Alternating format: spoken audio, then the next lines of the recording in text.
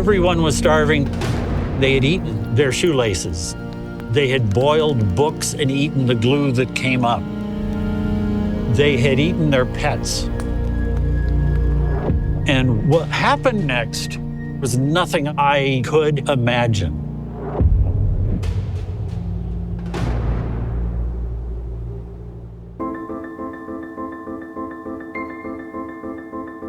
As America marks 250 years of independence, this sponsored program, presented by Ancestry in partnership with CNN Originals, explores how Americans from all walks of life help shape this nation.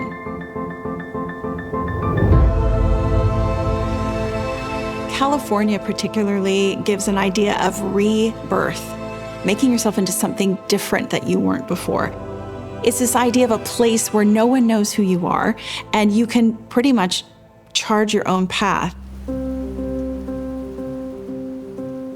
By all accounts, my great-great-great-grandfather, George Donner, was a well-respected, hardworking, well-known member of a major community in Springfield, Illinois, in his early 60s.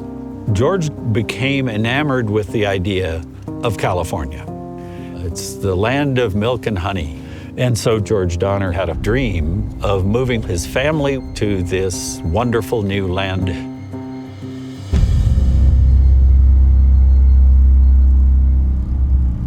The Donner Party came within a day's travel of making it over the mountains. But this is where the blizzard hit. And this is where they had to hunker down and try to survive. These are the daily diaries of a man of the Donner Party who's been trapped for months. Mr. Breen writes, snowed hard all night and still continues. Very uneasy for fear that we shall all perish with hunger, for we have but a little meat left. And then they came to the decision that they had to eat the ones who had died. Mr. Breen writes later, hungry times in camp. Mrs. Murphy said here yesterday that she would commence on Milt and eat him.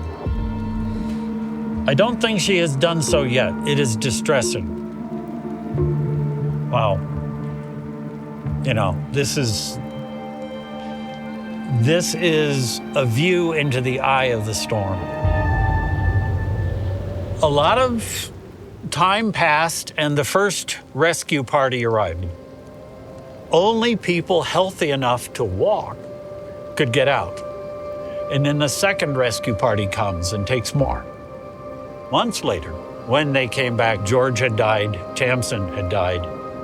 And at that point, the Donner Party is over. But I think it's good to point out this isn't all bad. Half the party made it. Over time, through census records, historical records, and DNA, we found that there are hundreds of descendants of the Donner Party that were in California, have gone into the United States, and literally around the world. But there are others who helped shape California. I am the great-great-great-great-nephew of Theodore de Hohenjuda, who was the driving force behind the Transcontinental Railroad. My parents decided to name me after him because I was born the year of the 100th anniversary of the completion of the Transcontinental Railroad. Theodore was a visionary engineer. The country was very young. California was a frontier. Railroads were a new emerging technology.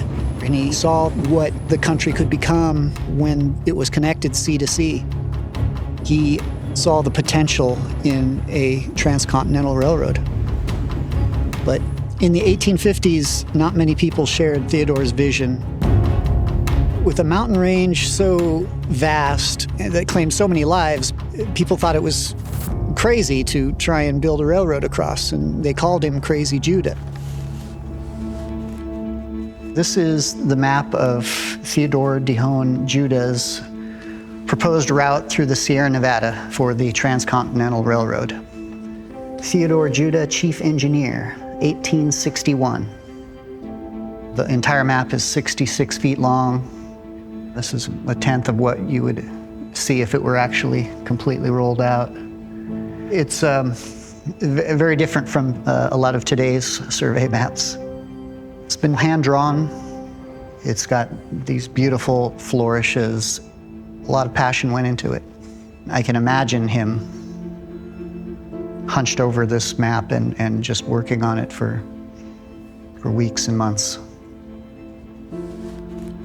Maps really give a context of where people settled and why, and having maps that show us how they forged trails, how they cleared land, how they built cities, built towns, churches, communities, really tells us about our family history. If my great-great-great-great-uncle, Theodore Dihon Judah, had seen the completion of the Transcontinental Railroad, it would have been the crowning achievement of his lifelong passion. Personally, the great tragedy is that Theodore Judah never got to see the completion of the Transcontinental Railroad. He was really one of California's first major innovators, and I do feel a sense of pride knowing what Theodore Judah did to transform the country.